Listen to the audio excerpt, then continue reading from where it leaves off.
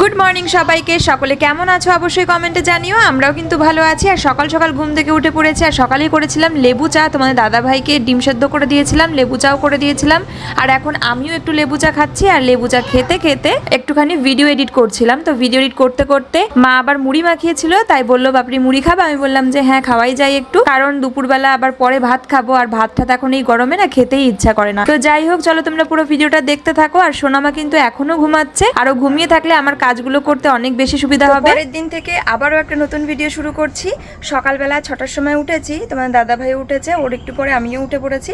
কারণ ও হচ্ছে আজকে বাবাকে নিয়ে রানাঘাটে গেছে, কারণ বাবার চোখের অপারেশনের পরে আজকে 1 মাস পরে আরও একটা ছোট অপারেশন রয়েছে, যেটা আর কি চোখে কি যেন নোংরা জমে, ওটা তাড়াতাড়ি মানে সবারই আর কি নাকি কম বেশি করতেই হয়। তো আর তারপর আমাদের বাড়িতে আবার মানে একটু চাষবাসের বাড়ি তো ওই রসুনের কাজ করেছে, রসুনের নোংরা ধুলোগুলো গিয়ে জমে একটু সমস্যাও সৃষ্টি হয়েছে, চোখের মধ্যে খোঁচা খোঁচা লাগে। তো সেই জন্য আজকে বাবার তোমার দাদা ভাই গেছে। আর এদিকে মা সোনামা ঘরে রয়েছে, আমি সোনামার খাবার বানালাম, আর ওকে মৌসুম্বির রস আর হচ্ছে ডিম খাওয়ানো হয়ে গেছে। তো এখন ও সুজি খাবে, তারপরে স্নান করবে। আর আমরা একটু কালকাটা জিনিস কিনেছিলাম, তোমাদের দেখিয়েছি। এই দেখো, সোনামার জন্য লেবুর রস ডিম খাওয়া হয়ে গেছে, এখন এটা খাবে।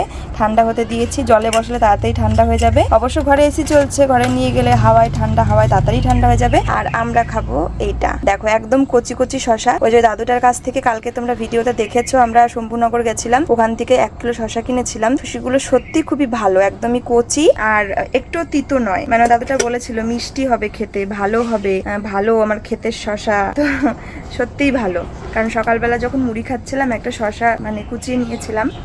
তো কচি কচি একটু ছোট ছোট কচি কচি দেখে কিনেছি। কেমন খেতে বলো? ভালো। বাবাম কেমন খেতে? বাবামটা আবার কেমন? লবণ লবণ আছে, ওই জন্য বলছি বাবাম। লবণকে বলে বাবাম, মানে লবণাক্ত, তাই তো?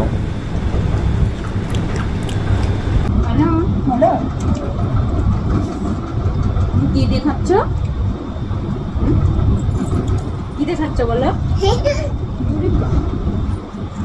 কি দিয়ে খাচ্ছ? লবণ? এটা কি আছে? এটা কি আছে? ব্যাগ?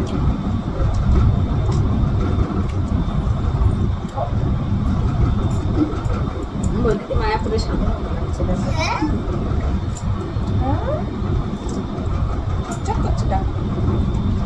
সুন্দর লাগছে। ভুলে গেছিল জানো একটু সময়ের জন্য। আমি বলছি কি দিদি তোমার চুল কই, এরকম এরকম দেখাতে ধরতে কি বলে এই বাবা আমাকে আঁকে বলে মা।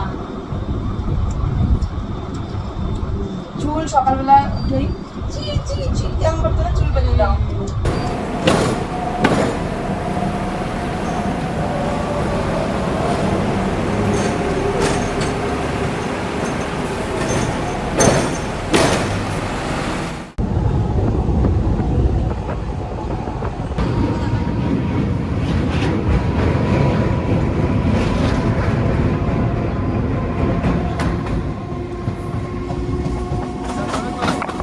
আমার কাছে রয়েছে আগারোর গ্র্যান্ড এগ বয়লার। এটার মধ্যে করে কিন্তু তোমরা একসঙ্গে অনেকগুলো ডিম বয়েল করতে পারো। আমি পেয়ে যাচ্ছি এটার সাথে একটা সুন্দর পোচিং ট্রে, এটার মধ্যে করে আমি 4টে ডিমের পোচ করতে পারবো। আর কিচ্ছু না, এর উপরে লিডটা আমি দিয়ে দিচ্ছি। তোমাদের যদি এই প্রোডাক্টটা খুব পছন্দ হয় এবং তোমরা পারচেস করতে চাও, এই প্রোডাক্টের লিঙ্ক কিন্তু আমার ভিডিও ডেসক্রিপশন বক্সে অবশ্যই থাকবে, সেখান থেকে তোমরা অবশ্যই দেখে নিও।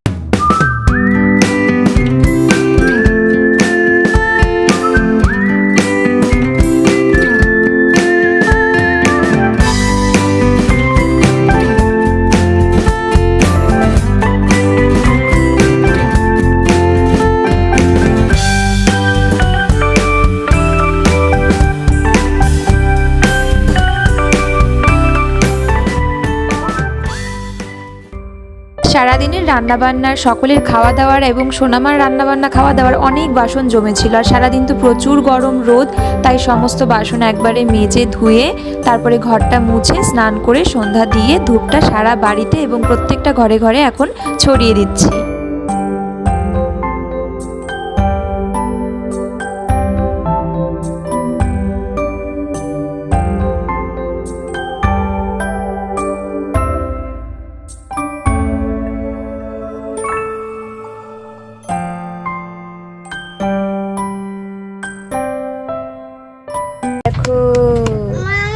এটা কে এনেছে?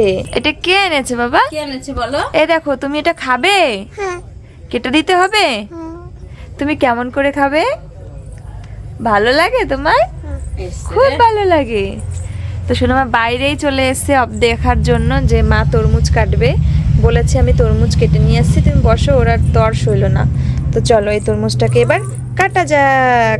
বাবা নিয়ে এসেছে আমাদের বাড়িতে আসার সময়, এবার তরমুজটা কাটবো চলো। এই প্রচন্ড গরমের মধ্যে দুপুরবেলা প্রচন্ড ভিড়ের মধ্যে ট্রেনে তোমাদের দাদা ভাই বাবা সবারই খুব কষ্ট হয়ে গেছে, তার সঙ্গে একদম অসুস্থও হয়ে পড়েছিল। তো যাই হোক, এখন সন্ধ্যাবেলা দেখো, সন্ধ্যা দিয়ে আমি ঠান্ডা ঠান্ডা তরমুজটা কাটছি আর সবাইকে এখন তরমুজটা সার্ভ করবো। আর সোনা মা তো খুব ভালোবাসে খেতে। বলো। এটা হচ্ছে চপ ডিমের, স্যালাড দেয়নি? স্যালাড হ্যাঁ, স্যালাড দিয়েছে। না না, স্কিল পারা এগুলো কি শিখতে হবে? ওটা টেংরি 3টে আছে, 10টা ডিম আছে। আর এগুলো দুষ্টুমি করছো মাম্মা, ওরকম করে না মা, তোমাকে দেবে। আমরা বাড়ি এখানটায় প্লেটে করে সাজাই। চল দেখেছিল ডাক্তার দেখাতে, ডাক্তার দেখে আসলো, বাবাও গেছিল ডাক্তার দেখাতে। সবাই ডাক্তার দেয় আর চপ খাও। ডাক্তার দেখি আর চপ খাই। তোমার না কোলেস্ট্রল হয়েছে, তুমি আর চপ খাও কোলেস্ট্রল নিয়ে। ডাক্তার দেখাতে হবে আর খেতে হবে। আমি একটা দিন ঠিক আছে। হ্যাঁ? না খেয়ে ওষুধ খাই নি। হ্যাঁ, ভালো মন্দ খেতে হবে, খাসি মাসি খেতে হবে আর ওষুধ খেতে হবে। কোলেস্ট্রলের না? হ্যাঁ, ঠিক নাহলে আছে। ডাক্তারের বাঁচবে দেখি। হ্যাঁ, ঠিক আছে। বাবা তরমুজ এনেছিল, তরমুজটাই আর এক পিস খাচ্ছি। পুরো গোটা তরমুজটাই কিন্তু সবাই মিলে খেয়ে নিয়েছি আর কি। বাবাকে দিয়েছি, বাবা এবারই বাবা কাছ থেকেই মাত্র আসলো, বাবাকে দিলাম। কেটে রেখে দিয়েছিলাম পিস পিস করে একবারে, যাতে আসলে সবাইকে দিয়ে দিতে পারি, কাছ থেকে আসবে। ভাইকে দিয়ে দিলাম, আর দাদা এসেছিল ওকেও দিয়েছিলাম। ফিনিশ। আর একটা স্লাইস খাচ্ছি, ভালো লাগছে। আজকে আমি তোমাদের সাথে কিছু কথা আলোচনা করব, কিছু কমেন্ট নিয়ে আলোচনা করব। মানে তোমাদেরই কিছু কমেন্ট যেগুলো আমি আজকে ভিডিওতে তুলে ধরবো এবং সেটা নিয়ে কিছু আলোচনা করব। বিশেষ বিশেষ কথা, মানে বিশেষ বিশেষ গুরুত্বপূর্ণ কথা। তো তোমরা প্লিজ মন দিয়ে শুনবে এবং তোমাদেরও মতামত জানাবে। চলো, সোনামার খাবার বসিয়েছি, আর ওর খাবারটা হতে হতে আজকে তোমাদের কিছু কমেন্টের রিপ্লাই আমি করব। তোমরা যেগুলো কমেন্ট করে থাকো, তোমাদের কিছু প্রশ্ন জিজ্ঞাসা থাকে এবং তোমাদের কিছু বক্তব্য থাকে, সেগুলো তোমাদের সঙ্গে একটু আলোচনা করব। তো তার আগে সবার আগে বলি, আমি এর আগের দিন আমরা গেছিলাম বাইরে একটা কাজে এবং তার সঙ্গে একটু ঘুরতেও গেছিলাম, মানে ঘোরাও হয়েছে। তো সেখানে যে আমি যে ড্রেসটা পরেছিলাম, যে কোয়ার্ড সেটটা পরেছিলাম ব্ল্যাক কালারের, ওটা নিয়ে তোমাদের অনেকের প্রশ্ন, ওটা তুমি কোথা থেকে কিনেছো, লিঙ্ক দাও এবং ওটার প্রাইস কত, এরকম তোমরা মানে এক একজন এক এক রকম প্রশ্ন করেছো। তো আমি ওটা অনলাইন থেকে কিনিনি, ওটা আমি দোকান থেকে কিনেছি 650 মতো, একদম পিওর কটনের। তো এটাই হচ্ছে প্রাইস। আর অনলাইন থেকে প্রোডাক্ট আমি মানে জামা কাপড় শাড়ি এগুলো একটু কমই কিনি, দোকান থেকেই সবকিছু বেশিরভাগ আমি কিনে থাকি। মানে 100টার মধ্যে আর কি 100টার মধ্যে আমি কি বলবো, 100টার মধ্যে মনে করো 95টাই আমি অফলাইন থেকে কিনি, 5টা মনে করো অনলাইন থেকে কিনি, এরকম একটা ব্যাপার। তো যাই হোক, অনলাইন থেকে আমি জিনিসপত্র কিনি, কিন্তু জামা কাপড় কম। আর এবারে তোমাদের কিছু কমেন্টের রিপ্লাই দেবো, যেটা হচ্ছে সোনামার চুল কাটা নিয়ে প্রচুর কমেন্ট এসেছে। সেখানে সোনামার চুল কাটা দেখে অনেকেই খুবই দুঃখিত যে ও কষ্ট পাচ্ছে এটা দেখে, এবং তোমরা অনেকে জানিয়েছো ঘুমিয়ে গেলে কেটে দিও, ট্রিম করে দিও। তো আমি সেই মতনই কিন্তু সেই পথই অবলম্বন করেছি। তো সেটা করতে করতেই শেষ পর্যন্ত সাকসেস হয়েছি। একজনা দিদিভাই বলেছে যে আরো আগে চুল কাটা ছিল উচিত ছিল যখন ছোট ছিল, নাম হচ্ছে কাকলি। তো লিখেছিল আরো আগে চুল কাটা উচিত ছিল যখন ছোট ছিল, ঘুমিয়ে পড়লে কাটবে। হ্যাঁ, ঘুমিয়ে পড়লেই মানে দিকে দিয়ে কাটতে হয়েছে। তো আসলে আমরা আরো আগে কাটিনি, হচ্ছে সোনামার জন্মদিন ছিল তো 2 বছর। আমার একটা ইচ্ছা ছিল যে একটা 2 বছরের একটা ফটো, যেটা আমি সোনামার 1 বছরের একটা ফটো আর কি বাঁধিয়ে রেখেছি সুন্দর করে, এই যে দেখতে পাচ্ছ ওই যে ফটোটা। তো আমার ইচ্ছা ছিল যে 2 বছরেও সেরকম একটা ফটো, 2 বছর বয়সের একটা বাঁধাবো। তো সেখানে টাকলু মাথাটা, টাকলু না, একটু ছোটো ছোটো চুল থাকবে, তো বড় বড় চুলে মনে হয় ছবিটা ভালো হবে, তো সেই জন্য রাখা। আর ও তো বাচ্চা, এখনো তো স্কুলে পড়াশোনার জন্য বাইরে যায় না, তো আর মানে অত বেশি অসুবিধা হবে না গরমে, তো সেই হিসেবে রাখা। তো এই প্রশ্নটাই, এই একই কথাটাই অনেকেই বলেছে যে 18 মাসে চুল কাটা উচিত ছিল। 18 মাসের থেকেও 6টা মাস দেরি করলাম, শুধু এই একটা উদ্দেশ্যেই যে 2 বছরের সোনামার জন্মদিনে যেন ওর একটা চুল সহ একটা ফটো আমি তুলে রাখতে পারি, এবং জন্মদিনে সেই লুকটা সুন্দর হবে। আর ওর কষ্টটা মানে অত বেশি হবে না, কারণ ঘরে যেহেতু এসি আছে এবং ও এখনো ছোট, 2 বছরের বেবি, তো ঘরেই বেশিরভাগ সময় কাটায় এবং একটু একটু খেলাধুলা করে বাইরে, তো সেই জন্য এই ভেবে রাখা হয়েছে। তো চলো এবারে আমি আরো একটা কমেন্ট করব। এখানে লিখেছে শুভ চ্যাটার্জির অ্যাকাউন্ট থেকে এসছে, এই জন্য 18 মাসের জন্মের চুল কেটে দেয় যখন ওরা ছোট থেকে বোঝে না। একদমই ঠিক, 18 মাসে হয়তো ওরা এতটা বোঝে না, যেটা 2 বছরে এসে বেশি বুঝে গেছে আর কি।